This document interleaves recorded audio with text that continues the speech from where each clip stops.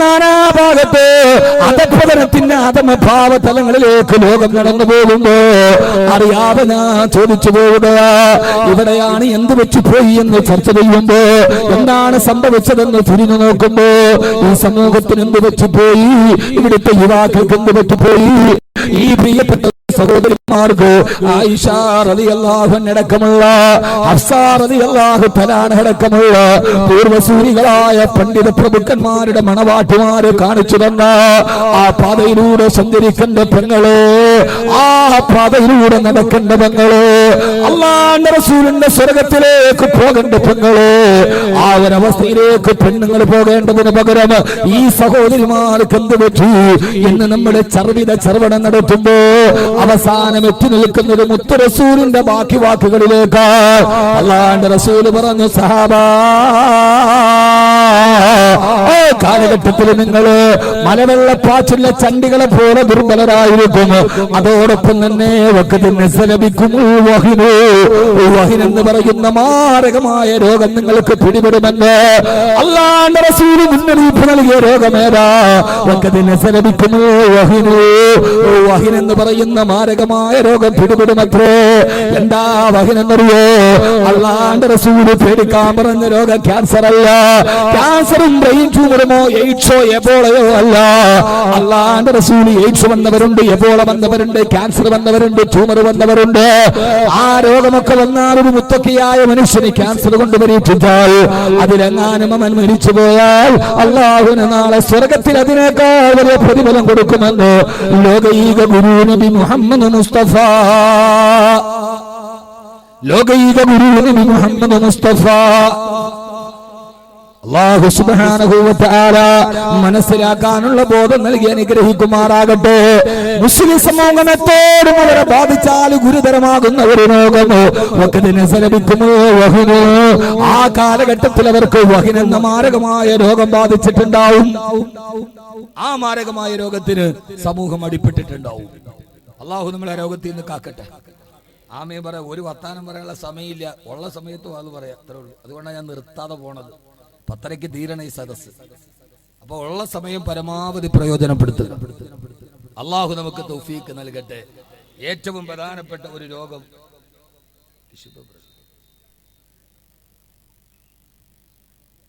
അന്ന് സമൂഹത്തെ ബാധിക്കുന്ന ഏറ്റവും പ്രധാനപ്പെട്ട രോഗം അൽ വഹിനു. വഹിൻ എന്ന് പറയുന്ന മാരകമായ രോഗമാണ്. ഇതാണ് ആധുനിക മുസ്ലിം സമൂഹം നേരിടുന്ന ഏറ്റവും വലിയ വെല്ലുവിളി. വേറെ വെല്ലുവിളിയൊന്നുമില്ല. വേറെ ഇറാഖോ സിറിയയോ അതൊന്നും നമ്മളെ ബുദ്ധിമുട്ടിക്കുന്നില്ല. കാരണം ഡൊണാൾഡ് ട്രംപ് അധികാരത്തിൽ വന്നൊന്നും നമ്മളെ ബുദ്ധിമുട്ടിക്കുന്നില്ല. അത് ഇമാം മഹദിക്കുള്ള വഴി തെളിയാണ്. അവിടെ നമുക്ക് ആശങ്കയില്ല. നിങ്ങൾ ആരും വിചാരിക്കേണ്ട Syria, Afghan, Chechnya, Bosnia, Donald Trump ഇതൊന്നും നമ്മളെ ആശങ്കപ്പെടുത്തുന്നില്ല. ഇത് അല്ലാഹുവിന്റെ റസൂൽ സല്ലല്ലാഹു അലൈഹി വസല്ലമ ലോകാവസാനത്തിന് മുമ്പ് പറഞ്ഞ അടയാളങ്ങളിലേക്ക് ലോകം നടന്നു പോവുകയാണ്. അതിനെക്കുറിച്ച് നമുക്കിപ്പോൾ ചർച്ച ചെയ്യണ്ട.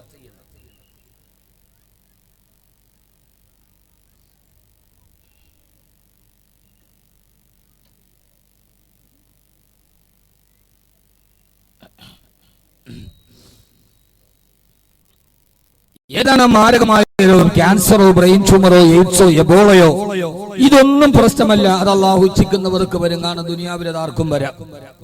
അള്ളാഹു അവനാണ് ഷാഫി, അവനാണ് കാഫി, അവനാണ് മുആഫി. അത് ഉദ്ദേശിക്കുന്നവർക്ക് ശിഫയാവാം.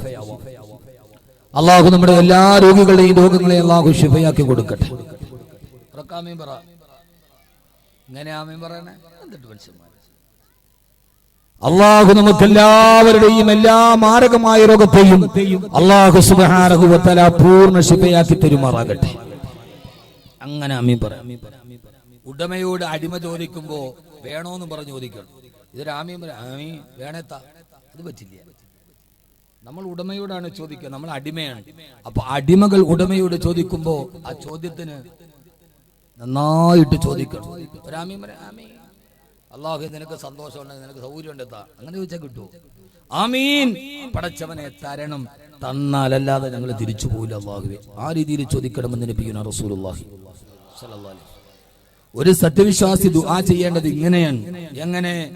രണ്ട് രീതിയിൽ. ഒന്ന്, അള്ളാഹിനോട് ചോദിക്കണം, എന്നിട്ട് അവനോട് പറയണം, അള്ളാഹുവേ നീ തന്നാലല്ലാതെ ഞാൻ തിരിച്ചു പോയില്ല. രണ്ട്, കരയണം.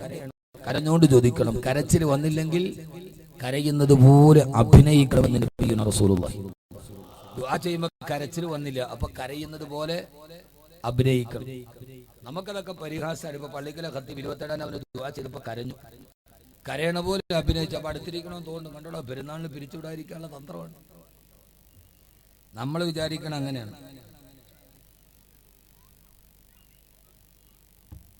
അങ്ങനെയല്ല, കരച്ചിൽ വന്നില്ലെങ്കിൽ കരയുന്നത് പോലെ നിങ്ങൾ അഭിനയിക്കണമെന്ന് നബി മുഹമ്മദ് മുസ്തഫ സ്വല്ലല്ലാഹു അലൈഹി വസല്ലം. ഇതാ ചൂട്, അല്ലാഹു കാത്തുരക്ഷിക്കട്ടെ. ഫെബ്രുവരി ആയപ്പോഴേ ഇത്രയും ചൂട്. അപ്പോൾ മാർച്ച് ഏപ്രിലാവുമ്പോഴും കഴിഞ്ഞ 100 വർഷത്തിന്റെ ഇടയിൽ ഏറ്റവും വലിയ വരൾച്ചയിലേക്കാണ് കേരളം പോകുന്നത്. ചൂട്ടിച്ചോളി, ഇനി ലോകത്തിന് വലിയ ആയുസ്സൊന്നുമില്ല. ഇതൊക്കെ ഏതാണ്ട് തീരാറായി. നിങ്ങളൊന്ന് ആലോചിച്ചോക്കെ, സസ്യശ്യാമളമായ ഹരിതാപമായ ചാരിയാറും ഭാരതപ്പുഴയും പമ്പയും പെരിയാറും തടംതല്ലിയ തുടങ്ങിയ എന്നും ഫലഭൂയിഷ്ടമായിരുന്ന വൃഷ്ടിപ്രദേശങ്ങൾ ഏറെയുള്ള കേരളം വരൾച്ചയിലേക്ക് പോകുന്നു എന്ന് പറഞ്ഞതിന്റെ അർത്ഥം എന്താ? പെരിയാറും പമ്പയാറും ഭാരതപ്പുഴയൊക്കെ വറ്റി. അള്ളാഹു നമ്മളെ എല്ലാ രീതിയിലും വരുന്ന എല്ലാ ആപത്തുകളും അള്ളാഹു കാത്തുരക്ഷിക്കുമാറാകട്ടെ. അപ്പൊ നമ്മൾ ദുആ ചെയ്യേണ്ട രോഗമേറെ അള്ളാഹുവേ വഹിൻ എന്ന് അള്ളാഹുവിന്റെ പ്രവാചകൻ നബി മുഹമ്മദ് മുസ്തഫ സല്ലല്ലാഹു അലൈഹി വസല്ലം മുന്നറിയിപ്പ് നൽകിയ ഒരു രോഗമാണ്. എന്താണ് വഹിൻ? ആ 2 രോഗത്തിൽ നിന്ന് അള്ളാഹു കാക്കട്ടെ. മതി, ഇവിടെ ഒന്നല്ല, ലേലം വിളിക്കാനല്ല, എനിക്ക് ഉപയോഗിക്കാനാണ് വിചാരിച്ചത്.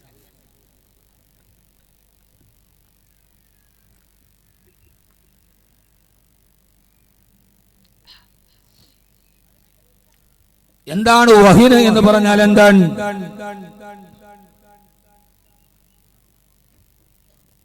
ആദരവായ റസൂലുള്ളാഹി സ്വല്ലല്ലാഹു അലൈഹി വസല്ലം പറഞ്ഞു, വഹിൻ എന്ന രോഗം വന്നാൽ അതിന് 2 രോഗലക്ഷണമുണ്ട്. ആ 2 ലക്ഷണങ്ങൾ ഇൻഷാ അല്ലാഹ് നമുക്ക് പറയാം. അല്ലാഹു അതിൽ നിന്ന് നമ്മളെ കാത്തുരക്ഷിക്കട്ടെ. അത് മാറിയാലല്ലാതെ മുസ്ലിം സമൂഹത്തിന്റെ ഈ ബുദ്ധിമുട്ട് മാറില്ല. അത് മാറണം മുസ്ലിമീങ്ങളുടെ മനസ്സിൽ നിന്ന്.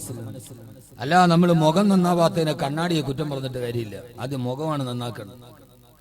മുഖം നന്നാവാത്തതിനെ കണ്ണാടി മോശമാണെന്ന് പറഞ്ഞിട്ട് കാര്യമുണ്ടോ? ഉണ്ടോ? എന്റെ മുഖം നന്നായില്ല, കണ്ണാടി ഈ കണ്ണാടി മോശമാണ് എന്ന് പറഞ്ഞിട്ട് കാര്യമുണ്ടോ? നമ്മൾ നമ്മുടെ തെറ്റെല്ലാം അംഗീകരിക്കേണ്ടത്. ഒരാൾ ആക്സിഡന്റിൽ പെട്ട് വണ്ടി പോയി പോസ്റ്റ് ഇടിച്ചു. അപ്പൊ അയാൾ വന്നിട്ട് എന്റെ പൊന്നുസ്താദെ, രാത്രിയിൽ ഞാൻ വണ്ടി ഇങ്ങനെ ഓടിച്ചോണ്ട് വരുമ്പോ റോഡിന്റെ അരികെ വന്ന പോസ്റ്റ് വന്ന് എന്റെ കാറിൽ ഒരൊറ്റ ഇടി. അവൻ പറയാനായിട്ട് നമ്മൾ വിശ്വസിച്ചു. ഉസ്താദ്, ഞാൻ ഓടിച്ചോണ്ട് പോകുമ്പോൾ റോഡിന്റെ അരികിൽ പോസ്റ്റ് വന്ന് എന്റെ കാറിൽ ഒരൊറ്റ ഇടിച്ചു. അപ്പോൾ ഇവൻ പോയി പോസ്റ്റ് ഇടിച്ചല്ല. നമ്മളെപ്പോഴും മറ്റൊന്നിനെ കുറ്റം പറഞ്ഞ് അവനവന് ബാധിച്ച ആദർശ പാപ്പരത്തെയും അവനവന് ബാധിച്ച രോഗത്തെയും ചികിത്സിക്കാൻ കഴിയാതെ രോഗം വേറെ എവിടെയാണോ എന്ന് ചിന്തിച്ച് നടക്കാണ് നമ്മൾ. തുഞ്ചത്തെഴുത്തച്ഛ പറഞ്ഞതുപോലെ, ചക്ഷുശ്രവണ ഗളസ്തമാം ദർദുരം ഭക്ഷണത്തിന് അപേക്ഷിക്കുന്നത് പോലെ. ചക്ഷുശ്രവണ ഗളസ്തമാം ദർദുരം ഭക്ഷണത്തിന് അപേക്ഷിക്കുന്നത് പോലെ. കേട്ടിട്ടില്ല നിങ്ങള്? എന്താ അതിന്റെ അർത്ഥം? എന്താ? നിങ്ങൾക്ക് നിങ്ങളുടെ മലയാളം തന്നെ നേരെ പറയാറുണ്ട്. ഞാൻ ഈ കാസർഗോഡ് ജില്ല മംഗലാപുരത്ത് ആരെയും ഫോൺ വിളിച്ചപ്പെട്ട ഞാൻ അൽഹംദുലില്ലാ ഖൈർ ഇൻഷാ അല്ലാഹ് ദുആ ചെയ്യാൻ ഞാൻ കട്ട് ചെയ്തേക്ക്. മനസ്സിലാവില്ല. ഈ ഭാഷ മനസ്സിലാവാൻ ഭയങ്കര ബുദ്ധിമുട്ടാണ്. കാസർഗോഡുകാർ വിളിച്ചാൽ ഒത്തിരി സംസാരിക്കില്ല. മംഗലാപുരം ഭാഗത്തുനിന്ന് വിളിച്ചാൽ ഒട്ടും കൂടുതൽ സംസാരിക്കില്ല. അവൻ അൽഹംദുലില്ലാ ഖൈർ ഇൻഷാ അല്ലാഹ് ഏതായാലും ഒരു ദുആ വസിയത ദുആ ചെയ്തേക്ക്. നിങ്ങളുടെ ഭാഷ മനസ്സിലാക്കാൻ വലിയ പാടാണ്. ഉസ്താദേ, ഞാൻ പണ്ട് വീട്ടിൽ വന്നിട്ട് ബുക്കാക്കാൻ ഇവിടെ വന്ന് ഇപ്പൊ ഞാൻ വന്ന് കണ്ടപ്പോൾ ഒരാൾ എന്റെ കൈ പിടിച്ചിട്ട്, ഉസ്താദെ ഉസ്താദ് എന്നെ മനസ്സിലായി. ഞാൻ പറഞ്ഞില്ല, മനസ്സിലായില്ല. ഞാൻ പണ്ട് ഉസ്താദിന്റെ വീട്ടിൽ വന്നിരുന്നു ബുക്കാക്കാൻ. ഞാൻ വന്ന് എന്റെ പിള്ളേർക്കുള്ള ബുക്കൊക്കെ ഞാൻ മേടിച്ചു കൊടുക്കുന്നുണ്ട്. പിന്നെ ഞാൻ എന്റെ വീട്ടിൽ വന്ന് ഉസ്താദിനെ ബാഗ് ബുക്ക് ചെയ്യാൻ വന്നത്. പെട്ടെന്ന് മനസ്സിലാവണത് ഓരോ ഭാഷത്തിനാണ്. കാസർഗോഡ് തന്നെ 12 ഭാഷയുണ്ടെന്ന് എനിക്ക് തോന്നുന്നു. ബേരി, തുളു, അങ്ങനെ പല ഭാഷകള്.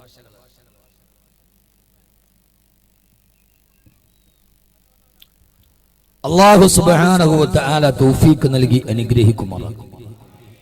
കാസർഗോഡ് എല്ലാത്തിലും നല്ലതാണ്. നിങ്ങൾക്കെല്ലാം ഭയങ്കര ആവേശം. ആലിമീങ്ങളെ ആദരിക്കുന്ന കാര്യത്തിൽ ഭയങ്കര ആവേശമാണ്. സയ്യിദന്മാരെ ആദരിക്കുന്ന കാര്യത്തിൽ ഏറ്റവും നല്ല ആവേശം ഇവിടെയുള്ള ആളുകളാണ്. അവരവരെ നാട്ടിലെ കാലിമാരെ കുറിച്ച് പറയാൻ അവർക്ക് 1000 നാവാണ്. നമ്മളോടൊന്ന് പറയുമ്പോൾ നമുക്ക് മനസ്സിലാവും. പക്ഷെ അതേപോലെ പൊള്ളാത്ത കാര്യത്തിൽ നിങ്ങൾക്ക് ആവേശം കൂടുതലാണ്. കല്യാണം നടത്തിയാൽ അതിനകത്തൊരു ആവേശം, നബിനത്ത് റാലി നടത്തിയ അതിനകത്തൊരു ആവേശം, പട്ടാള വേഷം, ഇപ്പൊ ഈ അടുത്ത സമയത്ത് ഫേസ്ബുക്കിൽ ഒരു കാസർഗോഡ് ബൈക്ക് ഒരു നബിദിന റാലി ഞാൻ കണ്ടു. ഫുള്ള് ഹമ്മർ, ബെൻസ്, ഓടി, ഇത് മാത്രമേ ഉള്ളൂ. ഇവിടെ ഉണ്ടാക്കിയ വണ്ടിയൊന്നുമില്ല. എല്ലാത്തിലും നമുക്കൊരു ഒരു എന്താ പറയാ, എന്നിട്ട് അതിന്റെ ഡോറൊക്കെ തുറന്ന് ആ ഡോറിന്റെ മുകളിൽ 2 പേര് കയറിയിരുന്ന് ഒരു അറബി താടിയൊക്കെ വെച്ച് ഒരു കമീസൊക്കെ ഇട്ട് പിന്നെ ഒന്ന് ആട്ടി. ഇതൊക്കെയാണ് നബിദിന റാലി. നബിദിന റാലി എന്ന് പറഞ്ഞാൽ ആ നാട്ടിലെ മദ്രസ വിദ്യാർത്ഥികൾ, മഹല്ല് ഭാരവാഹികൾ, സയ്യിദന്മാർ, ആലിമീങ്ങൾ റോഡിന്റെ സൈഡിലൂടെ ഗതാഗത തടസ്സം ഉണ്ടാക്കാതെ ബുറുദ ഓടി തവസ്സൽനാ ബിസ്മില്ലാ എന്ന് ഓതി അള്ളാഹുവിന്റെ റസൂലിന്റെ ജന്മദിനത്തിൽ സന്തോഷം പ്രകടിപ്പിക്കേണ്ട ഒരു ആത്മീയ സാന്നിധ്യമാണ്. അതിനെ നമ്മൾ എന്തിനാ വികലമാക്കുന്നത്? ഞാൻ പറഞ്ഞ മനസ്സിലാവണുണ്ടാ? മനസ്സിലാവണില്ല? ഉണ്ടോ ഇല്ലയോ? നിങ്ങൾ എന്നെ ഇങ്ങനെ തുറച്ചു നോക്കുന്നു വല്ലതും ചെയ്യോ? ഈ കൊലപാതക കേസൊക്കെ നടത്തിയ 13 ജില്ലയിലും കുത്തേറ്റാൻ മരിക്കുക. കാസർഗോഡ് മിറ്റത്തും വെടിയേറ്റാൻ മരിക്കുക. ഇവിടെ കൊലപാതകങ്ങളൊക്കെ ഉണ്ട്, വെടിയേറ്റു എന്നാണ്. ബാക്കി 13 ജില്ലയിലും കുത്തേറ്റ് മരിച്ചു, അടിയുടെ ഇടിയുടെ ഇടയിൽ മരിച്ചു. ഇവിടെയൊക്കെ മരണം. അടുത്ത സമയത്ത് ഒരു ചെറുപ്പക്കാരൻ തോക്കെടുത്ത് വെടിവെച്ചു എന്ന് കേട്ടു വാർത്തയിൽ. വെടികൊണ്ട് മരിച്ചു എന്നാണ്. അത് വലിയ പേടിയാണ് ഇവിടെ പറയാൻ. എന്നെ നിങ്ങൾ വിചാരിക്കേണ്ട ഒരു പേടിയില്ല പറയാൻ. അള്ളാഹു നമുക്കിത് നമ്മുടെ ദീനിന്റെ കാര്യമാണ്. എന്തിനാണ് കേട്ടിട്ട് മാറ്റേണ്ടാവണം? നമുക്ക് നാളെ മുഅ്മിനായി മരിക്കണം, നല്ലവരായി ജീവിക്കണം. അല്ലാതെ ഒരു വിമർശനമൊന്നും അല്ല. ഒരു ഉസ്താദന്മാരോ ആരും വെള്ളിയാഴ്ച പള്ളിയിൽ പറയുന്നത് ഇതൊന്നും വിമർശനമല്ല. നന്നായി ആത്മീയമായ ഒരു ഔന്നത്യം ഉണ്ടാകണമെന്ന ആഗ്രഹത്തിന്റെ പേരിൽ പറയുന്നതാണ്. അള്ളാഹു നമ്മളെ ഈ രോഗത്തിൽ നിന്ന് കാത്തുരക്ഷിക്കട്ടെ.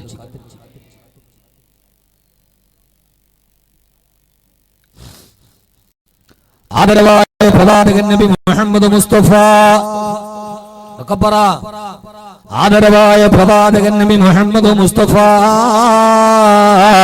സല്ലല്ലാഹു അലൈഹി വസല്ലം അവസാന കാലത്ത് വരുന്ന ഇസ്ലാമിക സമൂഹത്തിൽ ബാധിക്കുന്ന ഏറ്റവും വലിയ ദുർബലതയെ കുറിച്ച് പറയുമ്പോൾ അല്ലാഹുവിന്റെ റസൂൽ പറഞ്ഞു,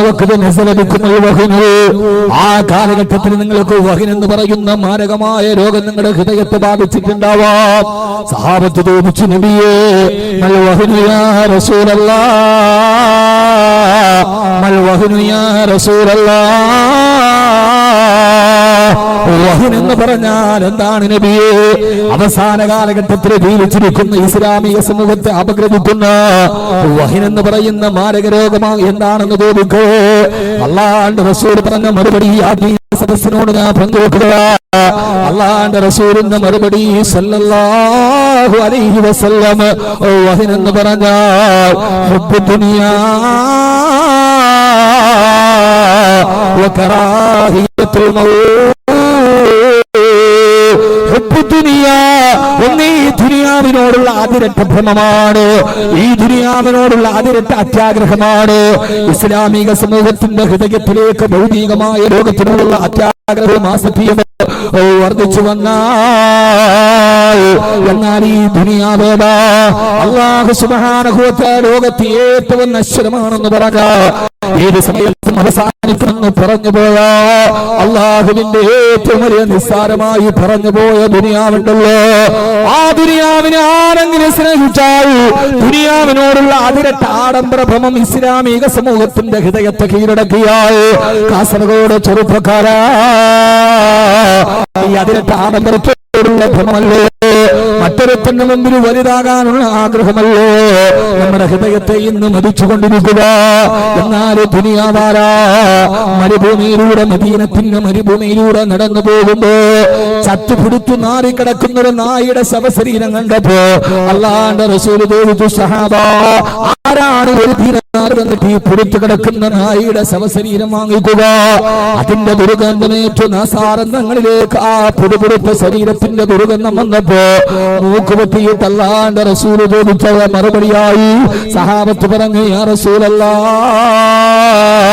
ഇത് ജീവനുള്ളപ്പോൾ പോലും ഒരു ദീനാർ വന്ന് ഞങ്ങൾ ഇത് വാങ്ങിക്കില്ല.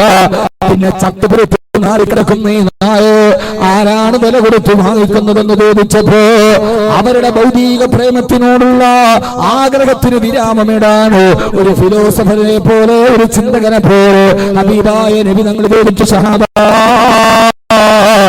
എന്നാൽ നിങ്ങൾ ആഗ്രഹിക്കുന്ന ദുനിയാവ് ഇതിനേക്കാൾ ദുർഗന്ധമേറിയതാണ്. നിങ്ങൾ പൈസ കൊടുത്തു വാങ്ങുന്ന ഏതൊക്കെ വേണ്ടി ദുനിയാവിന് വേണ്ടി ജീവിക്കുന്നുവോ ആ ദുനിയാവ് ഇതിനേക്കാൾ അധപ്പതിച്ചതും ദുർഗന്ധമേറിയതുമാണെന്ന് ലോകത്തിന്റെ പ്രവാചകൻ നബി മുഹമ്മദ് മുസ്തഫ സല്ലല്ലാഹു അലൈഹി വസല്ലം